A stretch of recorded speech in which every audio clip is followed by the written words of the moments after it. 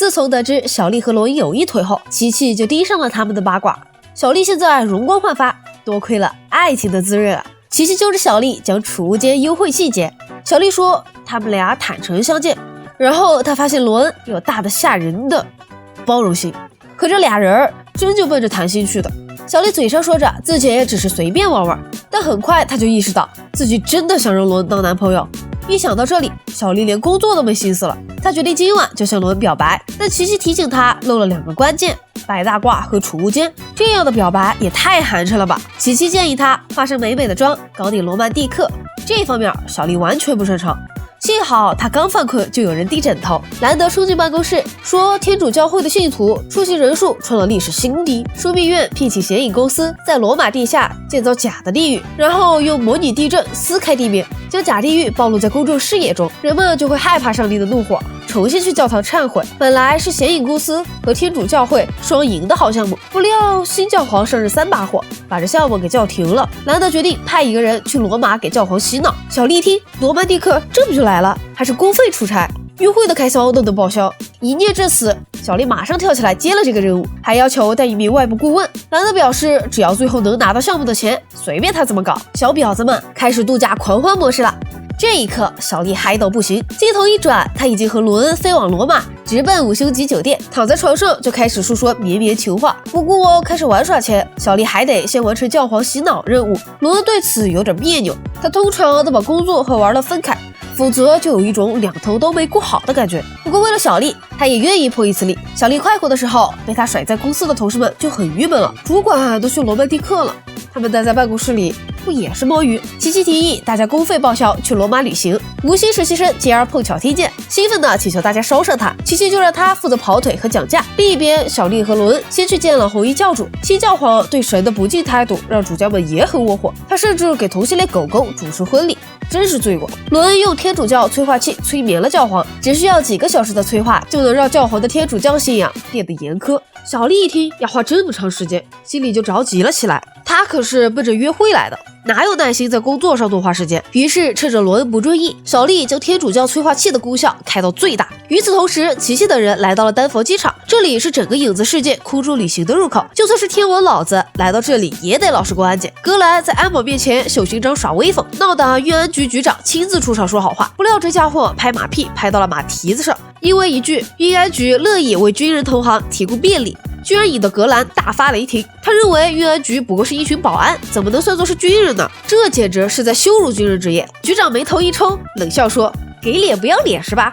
马上叫人扣押了格兰，要把他关进小黑屋仔细检查。镜头转到小丽这边，在她的小动作下，教皇很快就完成了催化。他迫不及待地用奇幻变装枪换上礼服，拉着罗恩去高档餐厅吃饭。被催眠的教皇陷入了彻底的宗教狂热之中。他认为光让世人看见地狱还不够，还得让他们亲自体验一下上帝之怒，地狱项目重启。伴随着恐怖的轰鸣声，美丽的罗马街道被撕裂，机械恶魔们破土而出，口中喷抹着邪恶的烈焰，将有罪之人烧成灰烬。喷泉池里的水变成鲜血，十字军倾巢而出，任何男女之间的亲密行为都被判有罪。城内一片大乱。罗恩以为是自己的催化器设计有误，觉得他不该擅离职守，把工作和玩乐混为一谈，为此陷入了深深的自责中，甚至感叹说自己不谈恋爱是对的。小丽听到这话差点绷不住，赶紧偷偷打电话向琪琪求助。罗马城陷入了火海，我们的关系要完蛋了。小丽在犹豫要不要直接问罗恩，琪琪忙叫他别犯傻，在提出问题之前，他必须要知道问题的答案，也就是罗恩到底爱不爱他，否则问题一出口，他们的关系就真的完蛋了。小丽觉得这话在理，于是决定在拯救罗马城的过程中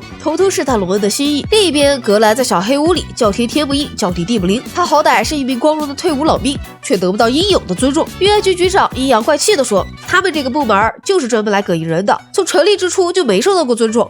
局长的要求很简单，只要格兰亲口承认运安局隶属军方，他们就放他走。格兰这牛脾气也顶上了，打死都不肯松口，承认运安局是军方，简直是对自己军人生涯的最大侮辱。运安局局长勃然大怒，骂他敬酒不吃吃罚酒。水深火热的罗马城里，小丽想到了化解这场灾难的办法，她要找到通往梵蒂冈的秘密之门，让罗恩撤销对教皇的洗脑。要打开秘密之门，就必须过真理之口这一关。回答问题的人必须把手放到石狮口中，如果他撒谎，石狮就会咬住他的手，直到他坦白为止。虽然传说神乎其神，但小丽一眼看出这不过是古老的机关。他让罗恩伸手进去，自己躲在暗处破译了机关，然后借石狮之口问罗恩为何不想谈恋爱。罗恩心说：我操，天主教会的机关咋这么八卦？无奈他的手被咬住了，只能老实回答道：别人越靠近我，就越容易受伤。小丽又问，如果他遇到了一个特别有趣的人，会不会改变想法？罗恩回答说，之前或许会，但罗马城的灾难证明这样做是错误的。小丽还想问得更深入些，罗恩却开始觉得不对劲了。正好十字军也闯了进来，他只好打开真理之口，拉着罗恩闯入梵蒂冈城。另一边，狱保局突然发难，绑架了格兰的小伙伴们，对他施以各种酷刑，比如逼安德烈看无聊的吐槽喜剧，给麦克蒸桑拿，给身无分文打白工的杰尔开巨额罚单。这一切都是为了逼格兰就范。运安局局长还起草了一份声明，要格兰在上面签字，以承认运安局是军队分支机构。格兰犹豫了很久，最终挣脱手铐，大怒道：除了我，没人可以折磨我的队友。他在同事们被关进储物间前跳出来大杀四方，将狱保局的窝囊废们打得屁滚尿流。他觉得队友们应该感谢他。琪琪怒道：要不是你买退伍军人的臭架子，他们至于受这么一遭罪？是想法，特种混蛋。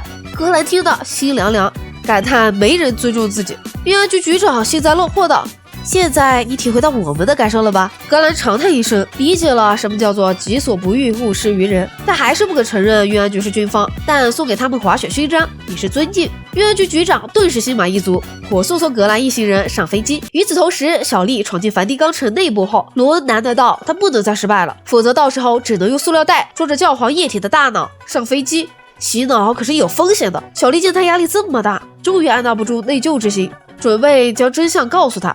不料这时教皇杀了出来，抢先一步曝光了真相。罗恩又惊又怒，罗马城变成人间地狱，自己愧疚的想去死，闹得半天却是小丽搞的鬼。罗恩问他到底想干嘛，小丽一时情急也解释不清楚，俩人差点就要吵起来，这让被晾在一旁的邪恶教皇很没面子。他用镜子反射了天主教催化器的光线，正好打中了罗恩。罗恩本就是一名虔诚的天主教徒，这一下澎湃的宗教情感喷涌而出，他只觉得自己扰乱无辜人员的大脑，活该被送上火刑架烧死。十字军冲进大厅，将小丽和罗恩逮捕。小丽灵机一动，露出脚踝让这些天主教徒看，大家惊得纷纷闭上了眼睛，斥责小丽有伤风化。小丽趁机跳窗逃脱，尾随着教皇一行人溜进地狱，找到了被关押的罗恩。看守一听，小丽主动跟他换班，兴高采烈的回家睡大觉去了。看来恶魔也怕加班啊！罗恩在牢房里喋喋不休的忏悔，认为自己浑身上下全是罪孽。小丽道歉说自己干这些荒唐事儿，只是为了弄清楚罗恩愿不愿意和自己在一起，并且坦白自己很怕他会拒绝。罗恩却说，真正害怕被拒绝的人是他，因为小丽是个优秀的科学家，自己却只是一个备受工作折磨的人。闹了半天，原来是两情相悦。这层窗户纸总算是捅破了，俩人躲在牢房里干柴烈火了一番，一边消灭这些恶魔，一边享受着恋爱的激情，确实别有一番风情。他们最后解除了教皇的洗脑，平息了罗曼城的地狱浩劫，最后还亲自主持了同性恋狗狗的婚礼，罗曼蒂克之旅完美落幕。这时乌合小队才姗姗赶来，激动万分的准备开始他们的旅行，然后望着残破的城区都傻了眼，妈的又被小丽给坑了。以上就是阴谋办公室第2季第4集的全部内容，下期咱们接着讲。感谢观众朋友们的关注和支持。